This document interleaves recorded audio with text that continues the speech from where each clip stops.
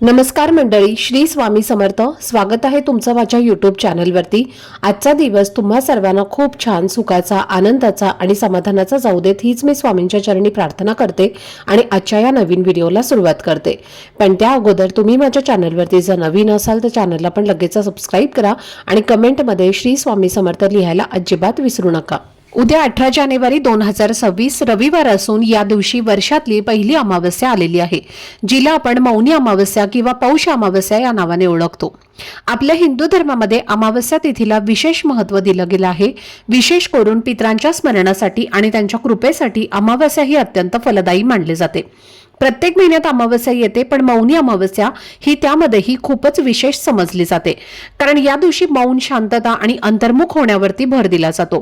मौन म्हणजे फक्त न बोलणे नाही, तर मन शांत ठेवणं, वाईट विचार टाळणं आणि कोणाच्याही बाबतीमध्ये कटुता न ठेवणं हेही तितकंच महत्त्वाचं असतं. आपल्याला पूर्ण दिवस मौन पाळणं शक्य नसलं तरी या दिवशी शक्य तितकं शांत राहण्याचा प्रयत्न करा. सकाळी स्नान करण्याआधी थोडा वेळ न बोलता राहा, कडू शब्द टाळा आणि मनामध्ये नकारात्मक विचार येऊ देऊ नका. असं म्हटलं जातं की मौनी अमावस्येला केलेले छोटेसे उपाय सुद्धा खूप फळ देतात आणि पितृदोषासारख्या अडचणी हळूहळू कमी होऊ लागतात.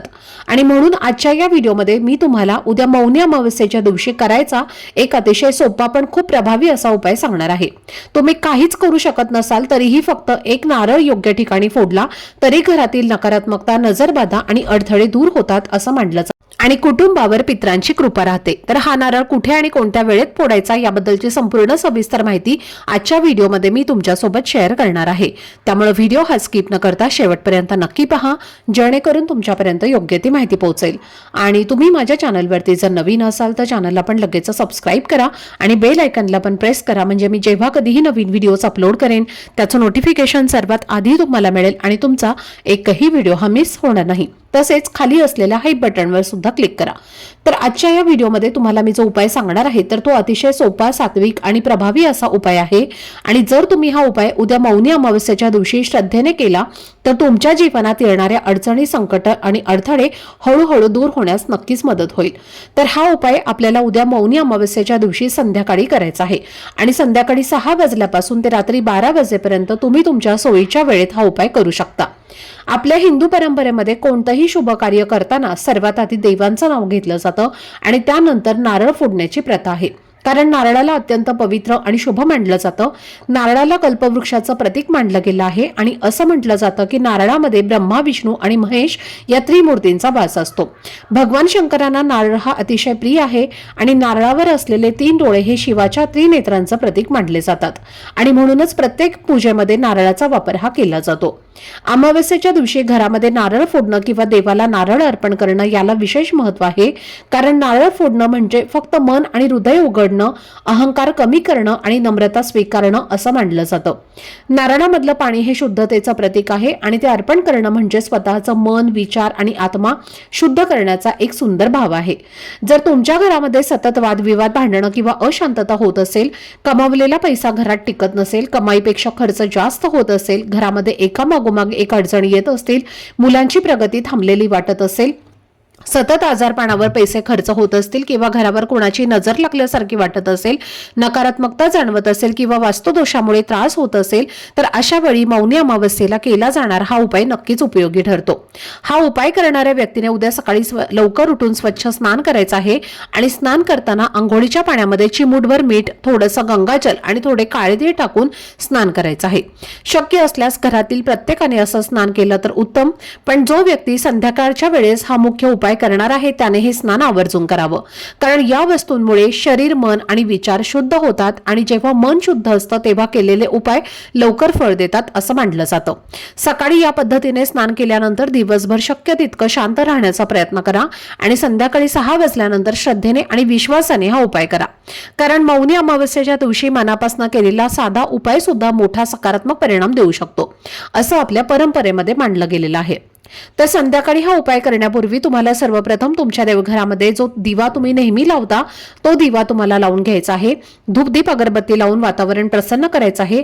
आपल्या घराचा मुख्य प्रवेशद्वार हा उघडा करून ठेवायचा आहे आणि त्यानंतर तुम्हाला उपाय करायला सुरुवात करायची आहे. आता उपाय करण्यासाठी तुम्हाला एक नारळ लागणार आहे, ज्यामध्ये पाणी असेल असाच नारळ तुम्हाला घ्यायचा आहे.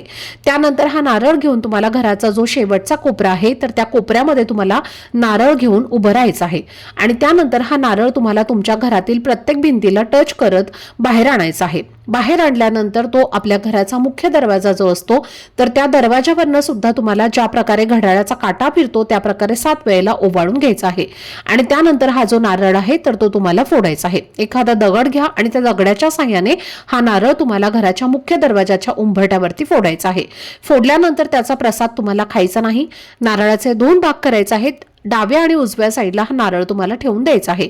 जे काही पाणी असणार आहे तर ते उंबरठ्यावरती तुम्हाला नारळाचं टाकून द्यायचं आहे आणि त्यानंतर संपूर्ण रात्रभर हा नारळ तुम्हाला तिथेच राहू द्यायचा आहे आणि दुसऱ्या दिवशी सकाळी उठल्याबरोबर तो नारळ तिथून उचलायचा आहे आणि घराच्या बाहेर जाऊन तुम्हाला तो टाकून द्यायचा आहे. टाकताना अशा ठिकाणी टाका की कोणताही व्यक्ती तो उचलून खाणार नाही. जिथे काटे वगैरे आहेत, जिथे कोणी जात नाही तिथे तुम्ही टाकू शकता किंवा एखादं मोठं झाड असेल त्या झाडाखाली पक्षी येत असतील तर त्या ठिकाणी सुद्धा तुम्ही खायला ठेवला तरीही चालेल. तर असा हा नारळाचा उपाय जो आहे तर तो तुम्ही उद्या नक्की करायचा आहे. तुम्ही पाहिलं असेल की बऱ्याच घरांमध्ये अमावस्येला हा उपाय जो आहे तर तो केला जातो. जर तुम्हाला प्रत्येक अमावस्येला हा उपाय करणं शक्य झालं तर प्रत्येक अमावस्येला करा आणि प्रत्येक महिन्यात अमावस्येला जर ते करणं शक्य नसेल तर किमान उद्या मौनी अमावस्या आहे, वर्षातली पहिलीच अमावस्या आहे आणि या अमावस्येला तरी तुम्हाला हा उपाय करायचा आहे.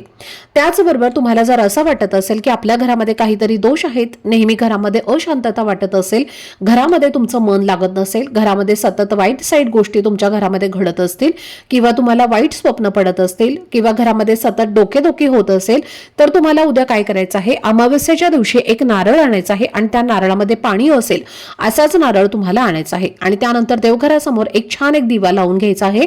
धूपदीप अगरबत्ती लावायची आहे आणि त्यानंतर एक लाल रंगाचा कपडा तुम्हाला देवासमोर अंथरायचा आहे आणि त्यानंतर त्या कपड्यावरती हा जो नारळ आहे तुम्ही घेतलेला तो ठेवायचा आहे आणि तिथेच बसून तुम्हाला 3 वेळेला कालभैरवाष्टकमचं पठण करायचं आहे आणि हा नारळ त्या लाल कपड्यामध्ये तुम्हाला बांधून घ्यायचा आहे आणि तुमच्या घराच्या मुख्य दरवाजावरती तुम्हाला तो बांधायचा आहे.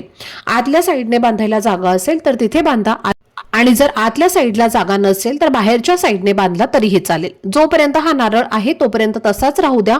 जेव्हा तुम्हाला वाटेल की तो सोडून द्यायचा आहे तेव्हा तुम्ही सोडून घ्यायचा आहे आणि वाहत्या पाण्यामध्ये विसर्जित करायचा आहे. जेव्हा तुम्ही हा उपाय अमावस्येला करता तेव्हा तुमच्या घरामध्ये कोणतीही नकारात्मकता जी आहे तर ती प्रवेश करत नाही.